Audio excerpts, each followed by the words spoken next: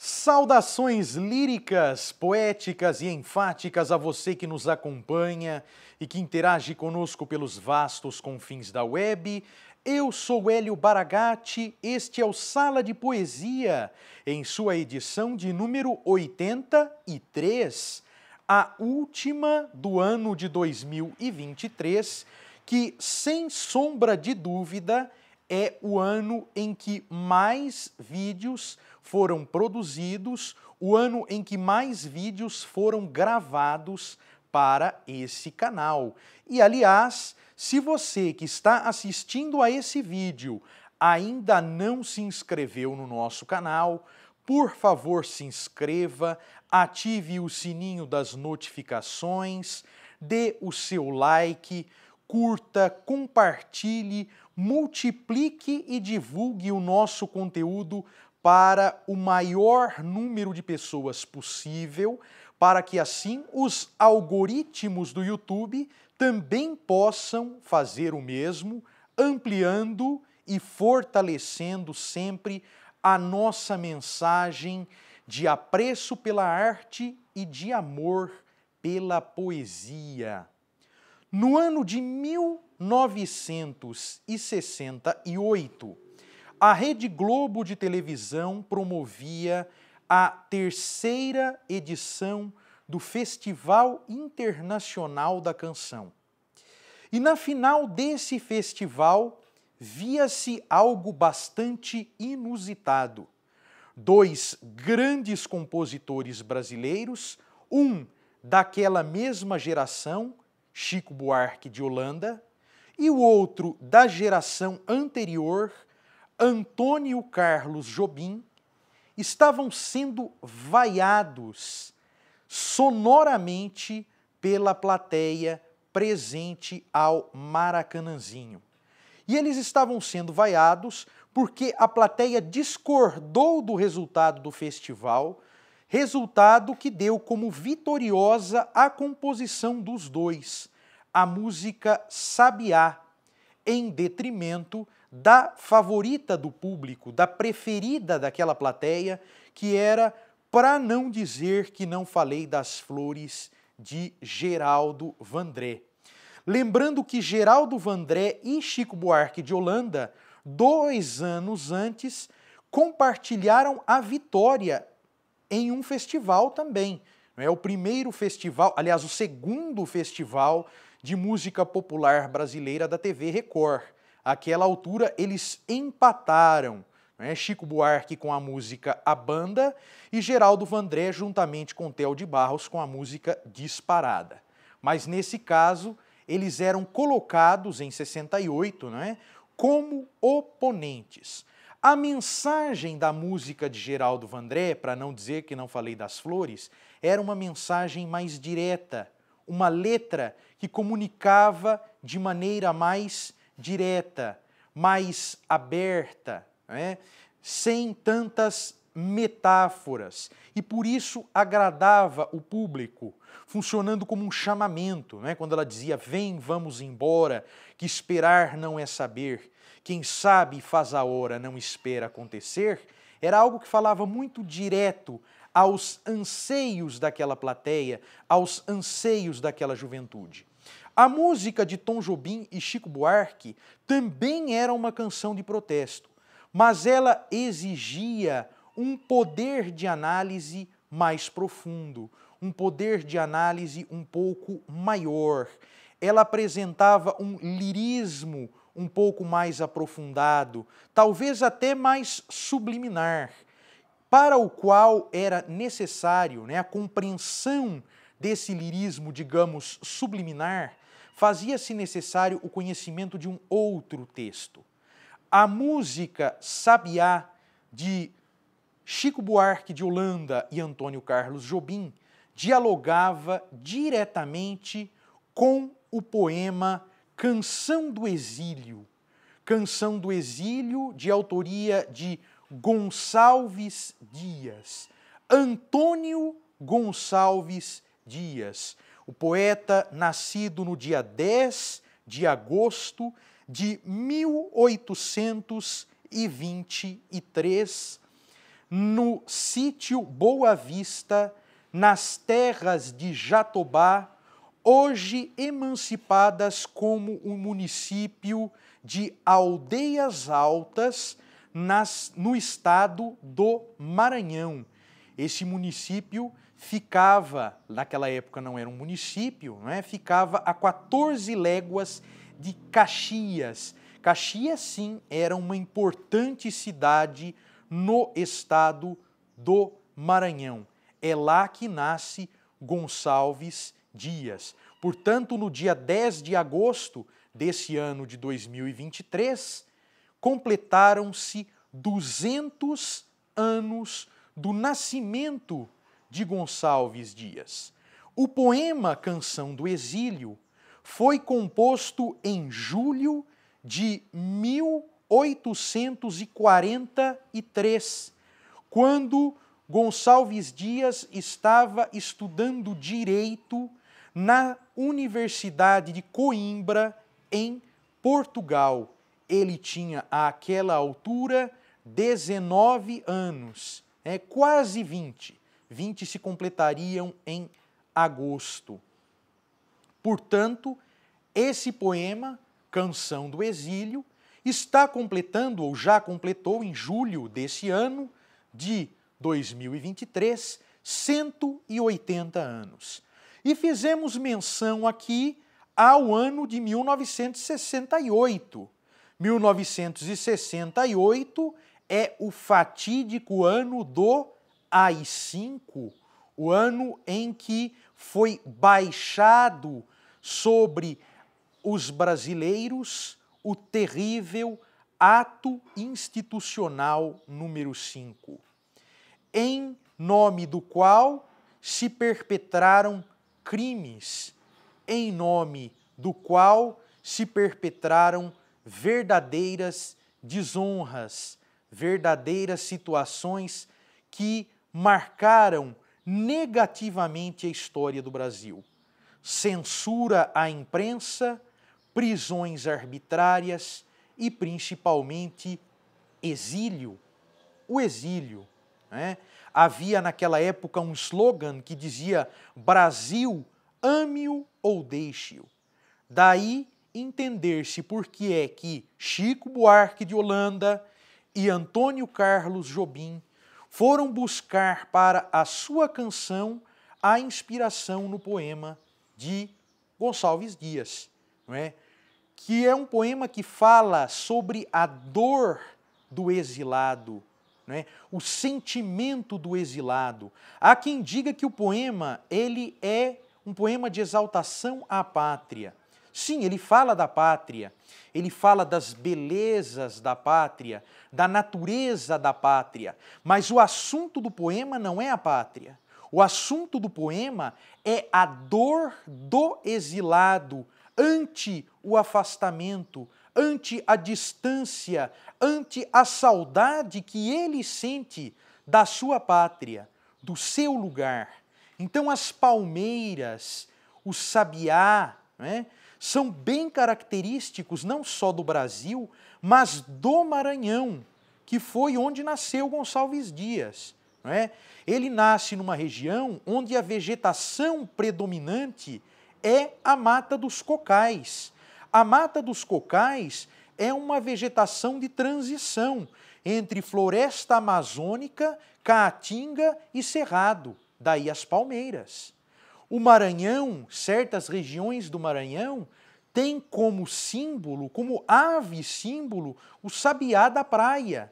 Daí a presença do sabiá, a terra que tem palmeiras e as palmeiras onde quem canta é o sabiá. Tanto que é interessante a causa para a gente dizer, porque uma análise de poema muitas vezes precisa se amparar na materialidade do poema. E a materialidade do poema Canção do Exílio diz isso. Diz que o assunto, que o tema predominante, preponderante, é a dor e o sentimento de saudade do exilado. Porque o único adjetivo presente no poema não se refere à pátria. o adjetivo único presente no poema se refere ao eu lírico. É o adjetivo sozinho. Não é o país que está sozinho, é o eu lírico que está sozinho. Quando ele diz em cismar sozinho à noite, quem está cismando sozinho à noite é o exilado, é aquele que está longe, é aquele que está distante, né? E Gonçalves Dias, ele é um poeta importantíssimo para a literatura brasileira. Quem estuda a literatura brasileira passa ou tem de passar obrigatoriamente por Gonçalves Dias.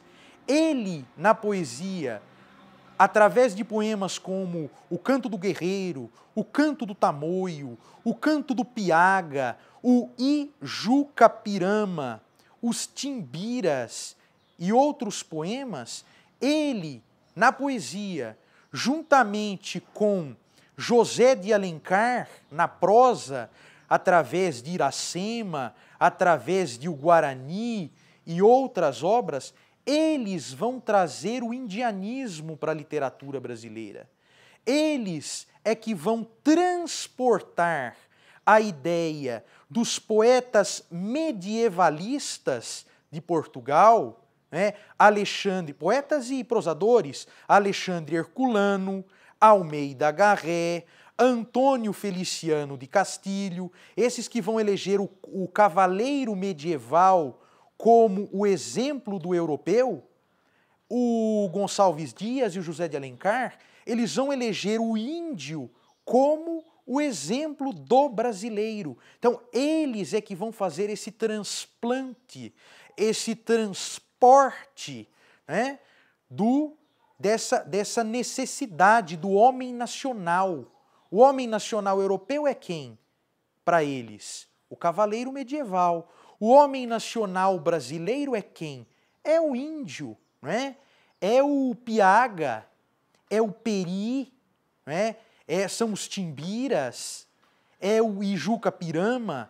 E o domínio, o Gonçalves Dias, ele não faz isso de maneira leviana, de maneira rasa. Gonçalves Dias tinha conhecimento da cultura indígena, tinha conhecimento das línguas indígenas. Por que isso? Gonçalves Dias publica, né, ele faz publicar, né, através do livreiro Brockhaus, na cidade de Leipzig, na Alemanha, em 1858, o seu dicionário da língua tupi. Ele, como membro da Comissão Científica de Exploração, né, como etnógrafo, ele viaja por todo o norte do Brasil. Norte, naquela época, pessoal, não era só o que nós chamamos de norte hoje. Era o que hoje nós chamamos de norte e o que hoje nós chamamos de nordeste. Então ele viaja por tudo aquilo ali, por toda aquela região, vendo, estudando, pesquisando sobre os povos indígenas. Tanto que ele se distingue e se destaca não só como poeta, mas também como advogado, como jornalista e como etnógrafo. Ele viaja nos anos de 1850, né, como integrante da Secretaria dos Negócios Estrangeiros e vai fazer pesquisas na Europa. Né? Na Europa, ele fica lá por alguns anos, inclusive. Ele publica como poeta, né, os primeiros cantos em 1946, os segundos cantos em 1846, primeiros cantos, os segundos cantos em 1848 e os últimos cantos em 1851.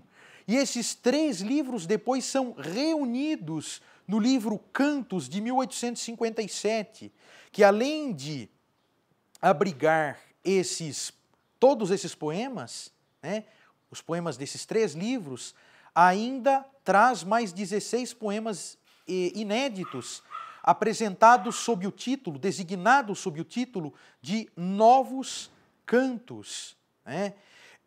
Gonçalves Dias, ele tem uma vida bastante difícil, né? Ele é filho de um comerciante, João Manuel Gonçalves Dias, português, natural de Trás-os-Montes, com uma mulher mestiça, a gente não sabe se mameluca, se cafusa, né? Se cabocla, a gente não sabe, se mulata, nós não sabemos. Só disse que ela é mestiça, Vicência Ferreira, né? E é uma união que não é sacramentada, não é um casamento, tanto que João Emanuel, ele vai para os arredores de Caxias, no Maranhão, em 1823, lá nasce Gonçalves Dias, né, nasce o pequeno Antônio, e 2 anos depois ele se casa com uma outra mulher e leva o Antônio consigo, né? Gonçalves Dias vai estudar mais tarde, depois ele vai servir como caixeiro e também na escrituração na loja do pai, mais tarde estuda latim, francês, filosofia, e anos depois, né, no final dos anos 30, 1838, se dirige a Coimbra para estudar. Primeiro, dar prosseguimento aos estudos que já tinha feito no Brasil e depois ingressar na Faculdade de Direito da Universidade de Coimbra, apesar da morte do pai. O pai dele morre nesse ínterim, mas ele continua lá e ele acaba se formando com a ajuda dos colegas, porque a família dele, a madrasta dele, passa por dificuldades em decorrência de um movimento que houve lá no Maranhão, a chamada balaiada, né? Os poemas de Castro Alves, principalmente seus poemas mais românticos, né? Lembrando que ele é um poeta do romantismo, ele e Gonçalves de Magalhães são os introdutores da poesia romântica no Brasil, né? E ele, juntamente com Joaquim Manuel de Macedo, autor de A Moreninha, famoso romance, e juntamente com Manuel de Araújo Porto Alegre, vai fundar em 1849 uma revista importantíssima, a revista Guanabara. Inclusive é nessa época que ele também se torna professor de latim e de história do Brasil na escola, né, no colégio Pedro II. Então, os seus poemas mais líricos, né, os seus poemas que nós podemos chamar sob a designação de hoje, seus poemas mais românticos, né, eles eram marcados por uma certa tristeza. E há quem atribua essa tristeza à sua desilusão amorosa, né? Ele foi profundamente apaixonado e era correspondido por Maria Amélia Ferreira do Vale. Mas a família de Maria Amélia não permitiu o casamento dos dois por conta das origens de Gonçalves Dias, né? Gonçalves Dias era de origem mestiça, de origem pobre, então a família não permitiu. E ele, no ano seguinte, casa-se com Olímpia Carolina da Costa. Com Olímpia Carolina da Costa, ele tem uma filha, Joana da Costa Gonçalves Dias. Essa menina, Joana, morre na primeira infância, aos 2 anos de idade. Mais um motivo para a tristeza na vida de Gonçalves Dias. Gonçalves Dias, outra coisa que marca bastante a sua poesia, é a sua saúde precária, né? Ele tinha uma saúde precária. E isso está presente na poesia dele, né? A questão da morte está presente. Aqui no poema mesmo, Canção do Exílio, tem isso, a questão da morte, né? Tanto que é por conta da saúde frágil dele que ele morre. E aí vão dizer, mas Hélio, eu li que o Gonçalves Dias morreu no naufrágio de um navio. Como é que você diz que ele morreu por conta da saúde precária? A partir de 1862, ele começa a frequentar estações de cura, estações de tratamento, né, para cuidar da sua saúde. Estações na França, estações na Alemanha, estações na Bélgica. Na Bélgica, inclusive, ele passa por uma operação de amputação da chamada campainha, né? Então, ele tinha a saúde bastante precária. E em 1863, né, ele embarca, aliás, em 64, ele embarca para o Brasil. Né, ele embarca em um navio chamado Ville de Boulogne, né, embarca na França em um navio chamado Ville de Boulogne.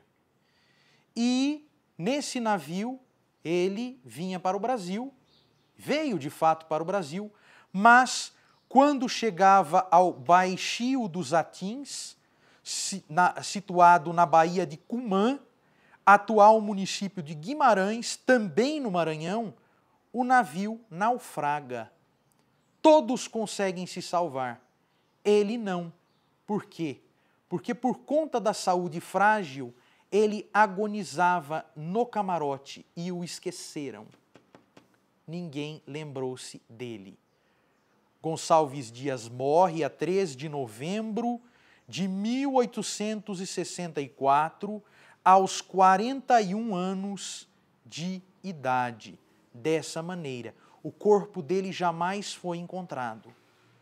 Então, Gonçalves Dias lega ao Brasil um importante conjunto de poemas e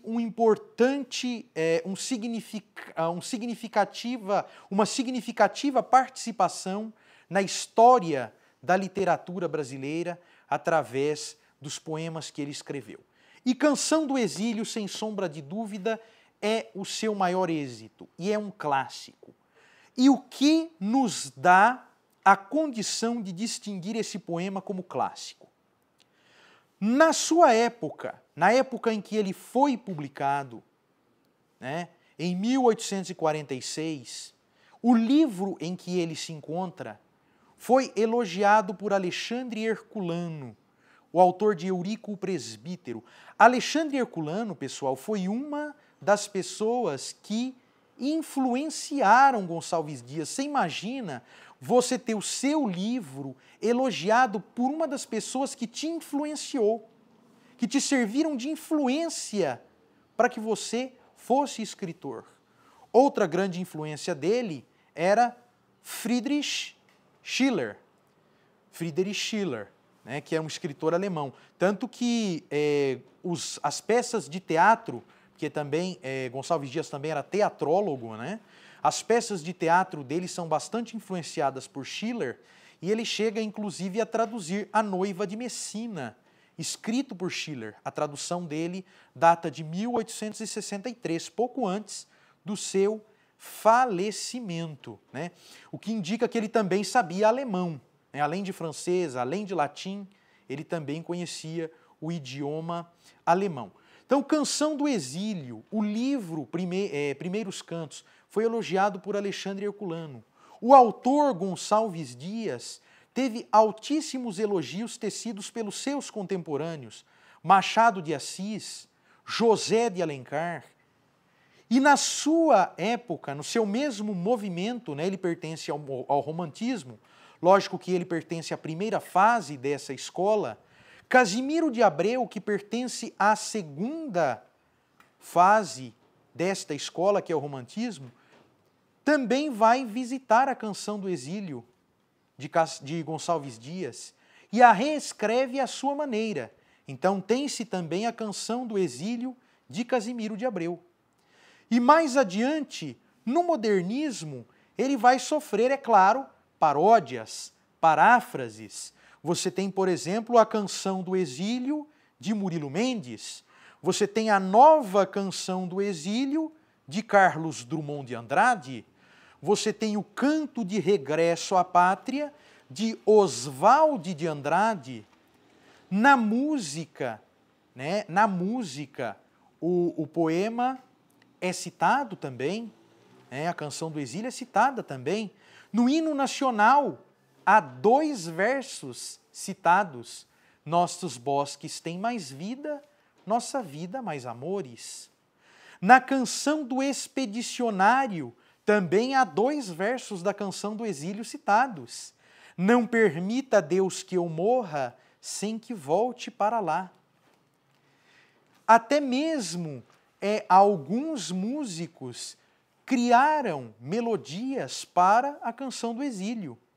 Uma versão interessantíssima que eu até recomendo a vocês, né, que estão assistindo a esse vídeo, que depois de assistirem a esse vídeo procurem no próprio YouTube, tem no YouTube inclusive, no disco Pura Bossa Nova, no álbum Pura Bossa Nova de 2013, o Sérgio Brito, tecladista dos Titãs, ele cria uma melodia para a Canção do Exílio. Há lá uma versão da Canção do Exílio, musicada pelo Sérgio Brito. Quer dizer, você tem melodia do Sérgio Brito, música do Sérgio Brito, sobre poema de Gonçalves Dias. Então, como eu falei para vocês sobre tudo isso, sobre esse sentimento que perpassa o poema, contei um pouquinho para vocês sobre o poema, em que contexto ele foi escrito, nada mais justo do que deixar vocês com esse clássico, com a leitura desse clássico, que com certeza, em algum momento da vida de vocês, vocês já ouviram. E aí vocês tirem as suas conclusões. Se, mesmo tendo sido escrito em 1843, este poema não tem a ver com a mesma dor que os exilados de 1968 sentiam. Isso é para quem diz que sente saudade do AI-5, para quem diz que sente saudade que aquele tempo era bom, você ser obrigado a ser retirado do seu próprio país, bom, você ter que deixar a sua casa, a sua pátria, o seio da sua família, o seu lar, os seus familiares, porque você discorda do governo. Então eu compartilho com vocês a dor do exilado Gonçalves Dias. E olhe que Gonçalves Dias foi para Coimbra por conta própria, para estudar. Ele não foi forçado. Vamos ao poema, então. Canção do Exílio, Gonçalves Dias. Minha terra tem palmeiras, onde canta o sabiá. As aves que aqui gorjeiam, não gorjeiam como lá. Nosso céu tem mais estrelas, nossas várzeas têm mais flores, nossos bosques têm mais vida, nossa vida mais amores. Em cismar sozinho à noite, mais prazer encontro eu lá. Minha terra tem palmeiras, onde canta o sabiá. Minha terra tem primores, que tais não encontro eu cá. Em cismar sozinho à noite, mais prazer encontro eu lá. Minha terra tem palmeiras, onde canta o sabiá. Não permita, Deus, que eu morra, sem que eu volte para lá, sem que eu desfrute os primores que não encontro por cá, sem que ainda viste as palmeiras onde canta o sabiá. São 3 quartetos, são 2 cestilhas, é um clássico, são 24 versos. É o Brasil e a dor do brasileiro que se vê afastado da sua terra.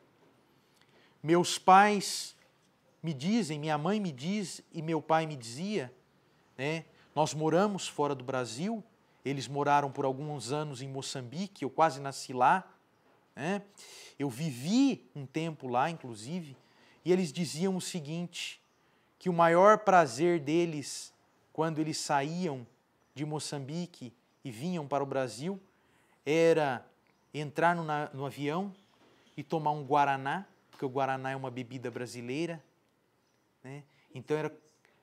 Hã? Então é isso. Era como sentir o sabor do Brasil. E ver a bandeira do Brasil tremulando era o que lhes trazia mais emoção. Esse é o nosso Sala de Poesia de hoje. Muito obrigado, voltamos em 2024 com mais uma edição